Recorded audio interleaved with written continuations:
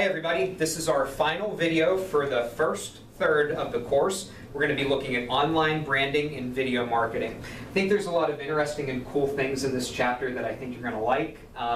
This is definitely a good one to read and sort of look at the articles that I picked. I like this stuff. I think this is interesting, and I think seeing why these other presences matter besides online is important, and it relates to some of the learning concepts we're going to talk about. So I'm excited about this, and I hope you get something out of it. So what is new media? That's the big question. How do you define what new media actually is? Well, you know, new media is the fact that we have access to different types of advertisements. You can have ads on your phone, you can have ads on an app, you can have ads on a web page, you can have a different way of doing a television commercial in streaming video.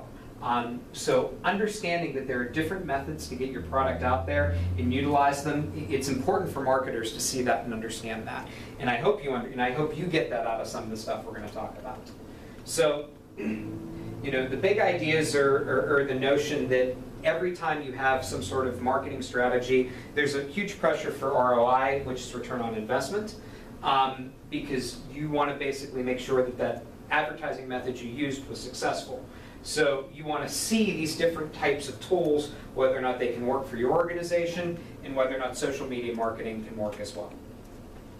So just so you have a definition of what this stuff is, on-demand and push media is apps, DVDs, DVR, pay-per-view and video-on-demand video streaming, and online video games. What has made some of this stuff interesting, and some of you have seen this with your Blu-ray players, is you can connect your Blu-ray player to the internet where all of the previews on your Blu-ray disc update, and they reflect on something that you might like based off of the movie you're watching. Apps are designed to do that as well, and online video games obviously are as well. If you own a PS4 and Xbox One, you know that anytime you purchase something, the next thing that comes up is, because you bought A, you might like B. So really, this is just an effective way to use push media to market to you.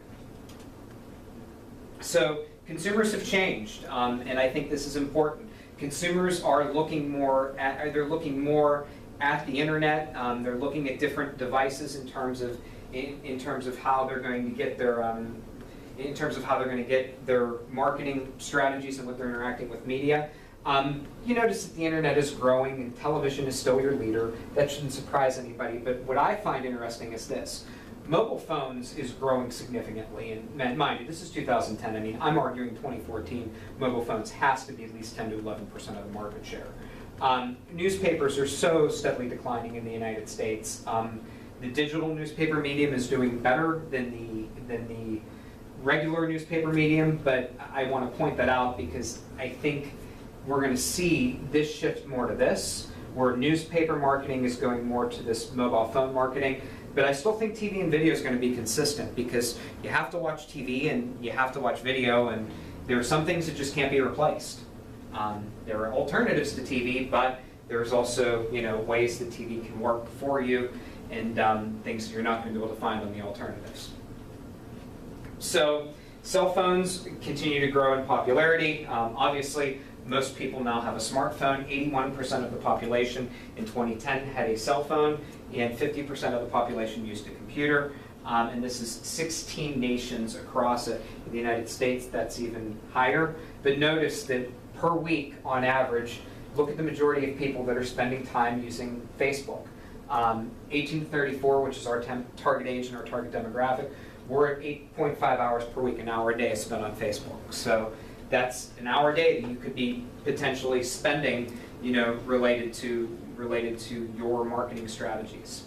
So how do you use that to create branding? Well, that depends on what you're trying to do and what you're trying to develop. A lot of people will look at different types of marketing objectives in order to do branding. If you want product awareness, you're more likely to do it on the television. If you want familiarity, you're more likely to do it through a magazine and a newspaper, because somebody is aware of your product and then it makes them look more. For consideration, need to buy, they're more likely to use the internet as a source of doing that. To actually buy and purchase, this is growing extensively, but the purchasing now is really occurring online, and that has evolved as well. So think about that and look at it, that brand awareness is still being done on television, but we're looking at the ways to increase purchasing intent is through the internet.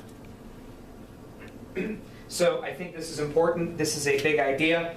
Notice this is slide 9. I would look at this and I would make sure this is one that you remember for your exam coming up soon. Hint, hint.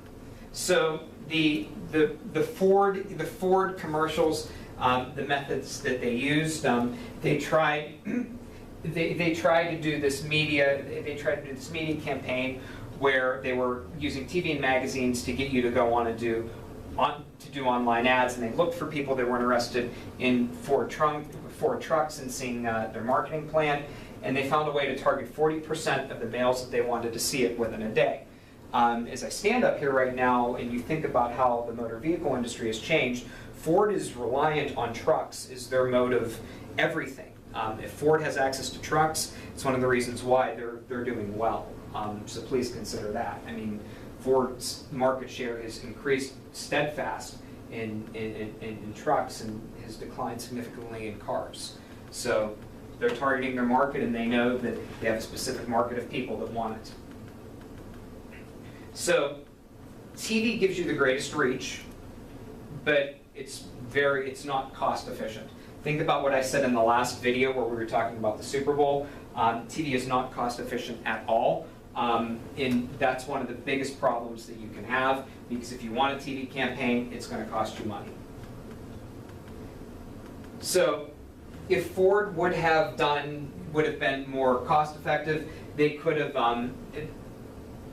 improved their sales by 5%, and it would have been worth the expenditure at the time to sort of increase their sales in their market. But mind you, this is 2004. Where those types of individuals that were interested in that type of product were probably less likely to look on the internet for it. So consider that as you look at their case. So everybody that was studied would have benefited more from online spending. So all companies will benefit more from online spending if it's done in an appropriate and targeted manner. So if you want to see this example, this is available in, I want to give you the right page number. This is figure 5.3. This is on page 121. This is showing you basically the notion of magazines being available on an iPad or on a Kindle. So having a digital magazine. This has changed the way that we look at magazines. It's also cut down on costs too, because we don't have to spend money to actually print out hard copies of magazines anymore. We can merely upload them and link them to an online medium, and they work and they're effective. So we're looking again at something very similar to what we just saw at the different stages of consumer decision making. This is available on page 122, but you can notice that the different types of marketing work at different stages.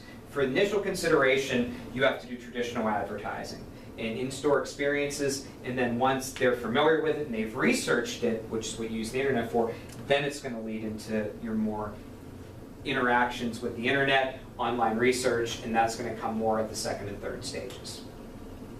So one of the things that have changed is that people now are looking more at this initial consideration, and it's better than a company-driven marketing plan.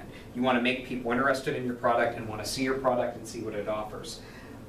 Active evaluation is everything. If the consumer can put their hands on it and it's tangible, that helps. That's why when companies offer you a 30-day free trial, they do it under the assumption that they hope you stay involved and you evaluated the product.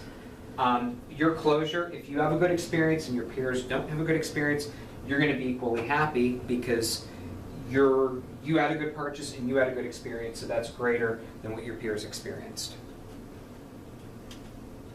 So branding concepts, we're going to talk about this throughout the rest of the class, but brand equity means it allows you to earn more money and have a sustainable advantage. Awareness is when somebody can picture your brand, they see it, they hear it, they understand it.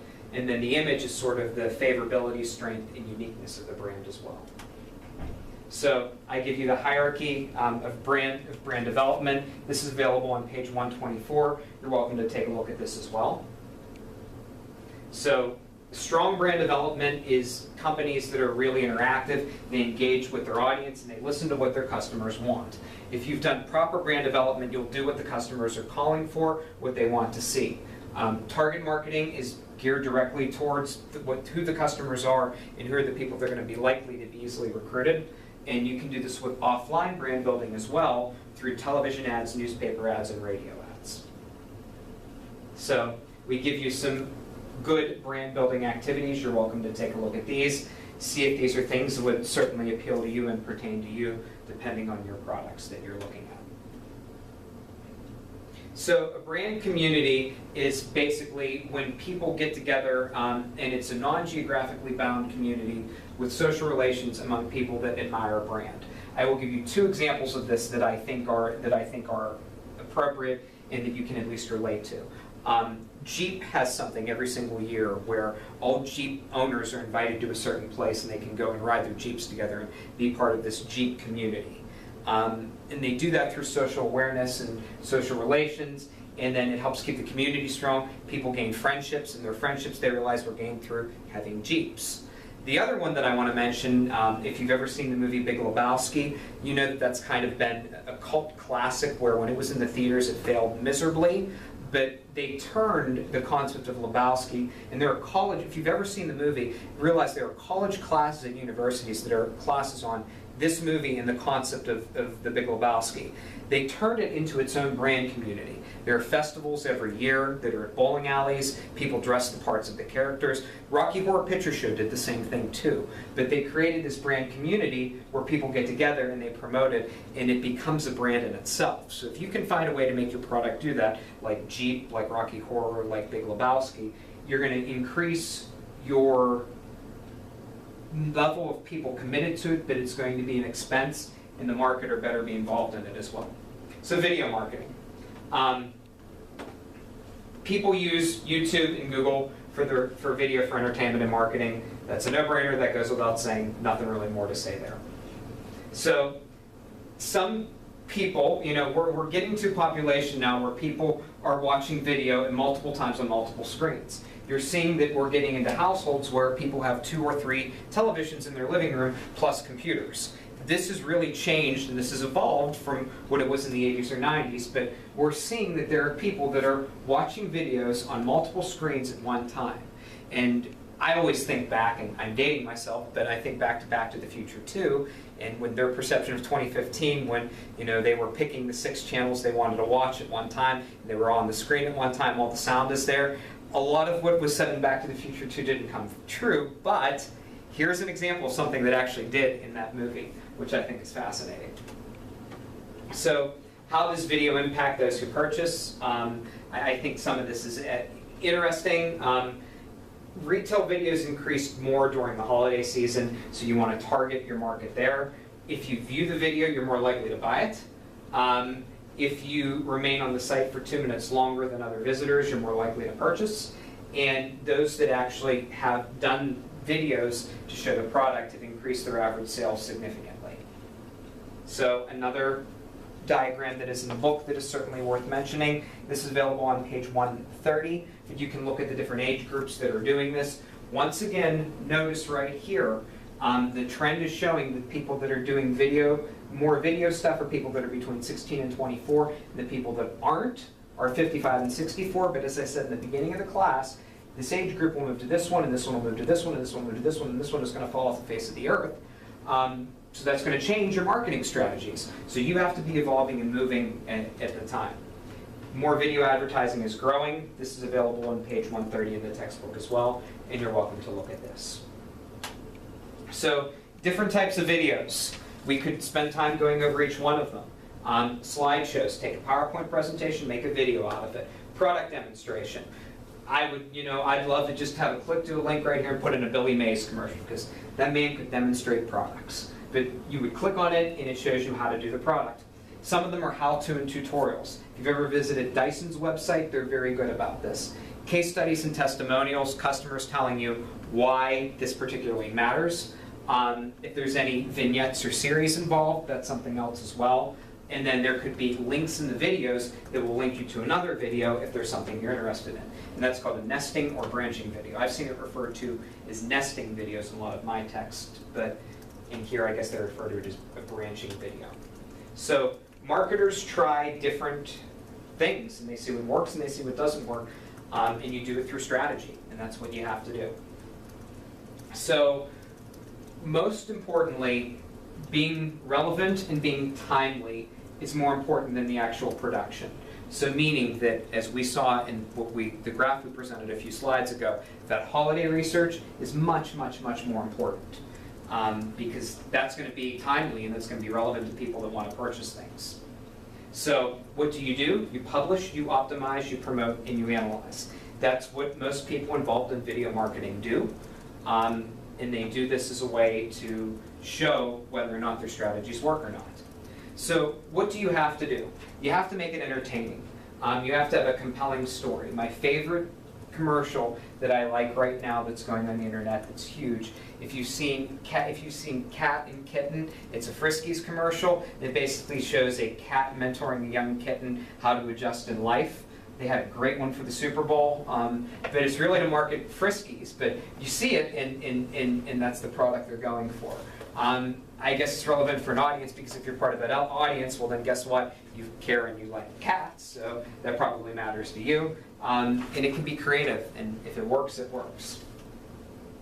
So, different people have different, different favorite marketing strategies that seem to work. Page 133 gives you a list in a table of them. One of the ones that I think that comes out on here, it's a much older commercial. It's the Budweiser Was Up commercial. In terms of a marketing plan, that went viral, but it also, you can look at that and you can also say to yourself, well, what if somebody's 15 and 16 years old? They're certainly not going to be able to go buy a Budweiser that they can like and they can enjoy the commercial. And actually, just because I think, I don't know, when the book showed that, and some of you might have never seen the Was Up commercial, so if I can find it on YouTube, I'm going to play that for you right now, as long as we have speakers in this room. If we don't, you need to Google it, you need to find it. So if I can somehow get the Was Up commercial to work, I would love for you to see that.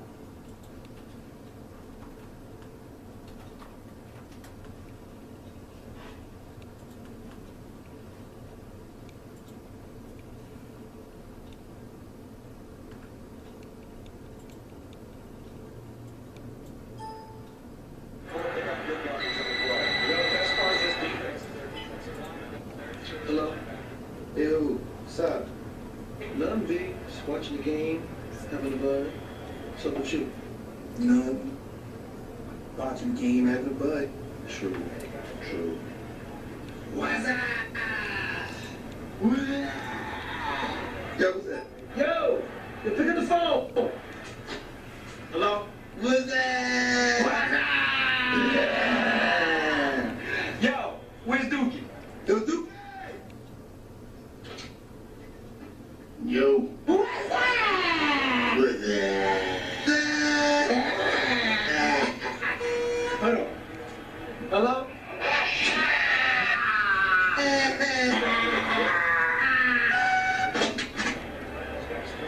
So what's up, B? Watching the game, having a bud. True. Hello? Yo, who's that? Yo, it's Dick. True. Hello? Yo, it's Dick. True.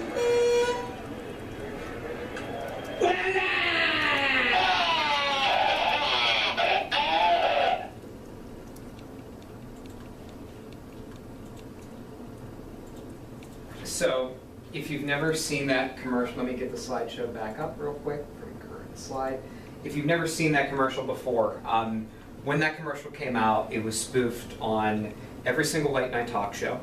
It was spoofed on one of the Scary Movies did it. A lot of television programming did. It's probably one of the most famous commercials of the last 20 years. And you'll notice that beer distributors are excellent at that. But the question is, was that the best? Did it increase sales? And how do you really measure it? And they only mentioned Budweiser twice in the commercial, but it still stood the test of time. It's something that some of you probably remember watching. So think about different types of commercials, whether they were entertaining for you, and